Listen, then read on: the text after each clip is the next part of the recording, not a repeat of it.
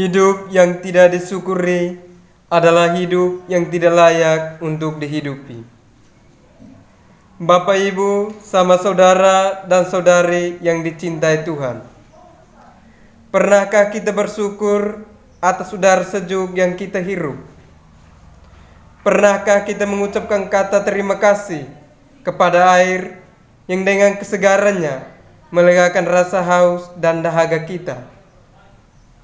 Sadar atau tidak, kita seringkali lupa bersyukur dan mengabaikan hal-hal kecil dan sederhana yang ada di sekitar kita. Kita fokus kepada karya-karya besar dan pencapaian yang luar biasa. Coba lihat alam indah di sekitar kita. Lahan subur dengan air berlimpah, kicauan burung di udara, pohon-pohon rindang dan hijau, hingga hasil panen melimpah yang pada kesempatan ini mengumpulkan kita untuk mensyukurinya. Harus kita akui bahwa semuanya ini adalah karya besar yang Tuhan anugerahkan kepada kita sekalian. Tuhan begitu mencintai kita dengan caranya yang luar biasa. Ia tidak menuntut kita untuk membalas kelimpahan rezeki yang kita terima darinya dengan tindakan yang besar dan luar biasa. Cukuplah dengan cara-cara sederhana kita membalas rezeki dan karya besar yang Ia kerjakan untuk kita. Bapak, Ibu, saudara dan saudari yang terkasih dalam Tuhan. Dalam bacaan Injil yang telah kita dengarkan bersama, Yesus mengajarkan kepada kita tentang perjuangan untuk mengumpulkan harta di surga. Tentu kita bertanya, apakah Tuhan tidak menginginkan kita untuk memperoleh harta di bumi? Hal ini tentu bukan yang dimaksudkan Tuhan.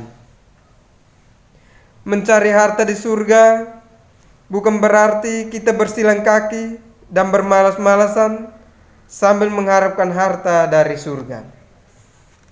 Namun yang dimaksudkan ialah bagaimana kita harus bekerja keras untuk mendapatkan harta di bumi dan menjadikannya bekal menuju kehidupan kekal di surga. Selain itu, dalam Injil juga Yesus menyatakan bahwa Allah adalah Bapa, Tuhan langit dan bumi. Yesus mengajarkan kepada kita bagaimana rasa syukur dan terima kasih hendaknya menyentuh hati setiap manusia. Yesus menegaskan bahwa kesombongan dapat menjauhkan manusia dari kasih dan cinta Allah. Bersyukur adalah salah satu cara menghargai kebaikan orang lain. Orang yang tahu bersyukur adalah orang yang mampu menyadari bahwa dirinya hanyalah alat yang dipakai Tuhan untuk melaksanakan karyanya. Namun bersyukur terkadang sulit dilakukan kebanyakan orang, sehingga jarang orang tidak puas dan selalu merasa kurang dengan apa yang sudah dimiliki. Harta kekayaan dan kedudukan tinggi tidak serta-merta membuat seseorang bersyukur dan hidup bahagia. Sebaliknya, seseorang yang tidak berlimpah harta, kekayaan, dan kedudukan mungkin saja memiliki kehidupan yang penuh kebahagiaan dan keharmonisan jika ia senantiasa bersyukur. Syukuran panen yang kita rayakan ini mestinya bukan saja dikenang sebagai harta duniawi, melainkan juga boleh dikenang sebagai harta surgawi. Namun pertanyaannya, dengan cara apa harta di bumi masuk dalam golongan harta di surga? Pertama, menerima dengan penuh keikhlasan. Kita hendaknya menerima semua apa adanya dan tidak menuntut untuk selalu lebih dari orang lain. Kita seringkali tidak puas dengan rezeki yang kita peroleh, selalu merasa kurang sehingga lupa untuk mensyukurinya. Kita merasa diri sebagai orang yang paling malang dari semua, tanpa pernah kita menyadari bahwa ada begitu banyak orang yang bahkan berhari-hari tidak mendapatkan sesuap nasi. Kita lupa bahwa harta dan tahta hanyalah barang fana yang dapat hilang dalam sekejap mata. Maka dari itu, terimalah dengan penuh keikhlasan semua hal dalam setiap pengalaman hidup kita, baik sebagai petani, guru, pegawai, sopir, tukang ojek, dan pekerjaan lainnya, karena kesusahan sehari, biarlah untuk sehari. Kedua, tidak mencampurkan ketamakan dan kerakusan dalam perolehan harta duniawi. Atau dengan kata lain, tidak mengambil milik orang lain dengan sesuka hati. Ketidakadilan dalam hidup bermasyarakat dan bernegara terjadi ketika manusia tidak puas dengan apa yang ia miliki.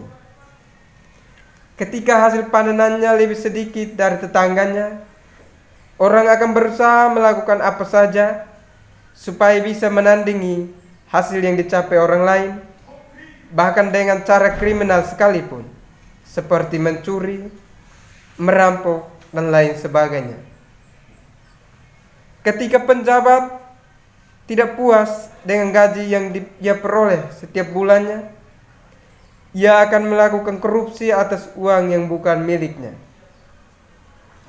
Semuanya ini adalah aksi nyata dari kerakusan dan ketamakan. Ingat bahwa dosa kita lebih berat jika kita tertawa di atas penderitaan dan kesusahan orang lain. Sama saudara dan saudari yang terkasih dalam Tuhan, jika kita melihat hasil panen yang kita peroleh saat ini, tentu tidak sama sekali menjamin kehidupan kita di akhirat nanti. Namun, Tuhan menghendaki kita untuk selalu mensyukuri setiap rahmat yang kita peroleh.